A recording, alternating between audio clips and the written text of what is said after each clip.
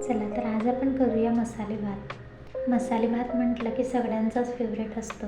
चला तर आज बनवूया आपण महाराष्ट्रीयन स्टाईल मसाले भात, तो पण विदर्भ स्टाईल कसा बनवायचा ते बघूया. मसाले भात करण्यासाठी मी इथे 1 ग्लास बासमती तांदूळ घेतलेले आहे. तांदूळ छान स्वच्छ धुवून 15 मिनटे तसंच झाकून ठेवायचं. तोपर्यंत आपण फोडणीची तयारी करूया. फोडणी करण्यासाठी मी इथे एक कढई घेतलेली आहे. त्यामध्ये 3 चम्मच तेल टाकलेलं आहे.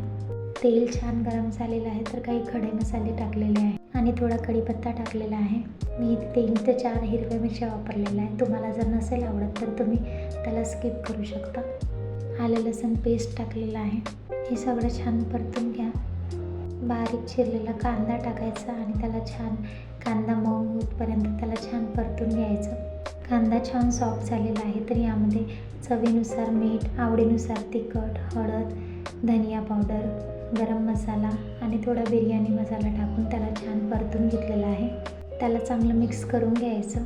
मसाले छान शिजलेले आहे तर यामध्ये आपण टमाटर, आलू, कोबी, फ्रोझन, गाजर, शिमला मिरची हे सगळ्या जी भाज्या आहे ते टाकून त्याला छान मिक्स करून घ्यायचं आणि या भाज्याला 2 मिनिट छान झाकून त्याला शिजू द्यायचं. 2 मिनिट झालेले आहे आणि भाज्या पण खूप छान शिजलेल्या आहे. तर यामध्ये आपण तांदूळ जे भिजवण्यासाठी ठेवलेले होते ते इथे टाकून द्यायचे. पण जो भात शिजवणार आहोत तो पूर्ण हाय फ्लेमवरती शिजवायचा आहे. एक उकळी येऊ द्यायची, त्याला छान परतून घ्यायचं आणि झाकून 2 मिनिट त्याला सगळं हाय फ्लेमवरती शिजू द्यायचं. पण जर भाताला मध्यम आचेवरती शिजू दिलं तर भात जो आहे तो चिकट होत असते आणि सुटसुटीत होत नाही. तर यामुळे भात जो आहे तो हाय फ्लेमवरती छान शिजू द्यायचा. तांदूळ टाकल्यानंतर त्याला हलक्या हाताने परतून घ्यायचं. त्याला छान मिक्स करून घ्यायचं.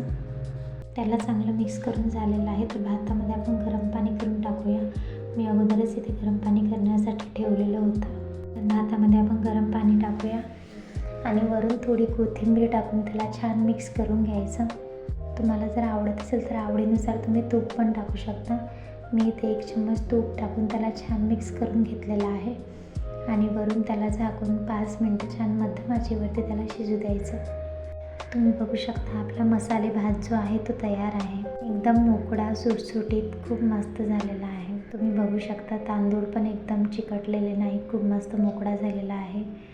तर तुम्ही पण ही रेसिपी नक्की ट्राय करा आणि भातामध्ये जेवढ्या भाज्या असतील तेवढाच तो भात पण टेस्टी लागत असते. तर तुम्हाला पण व्हिडिओ आवडला असेल तर लाईक, शेअर आणि सबस्क्राईब करायला विसरू नका.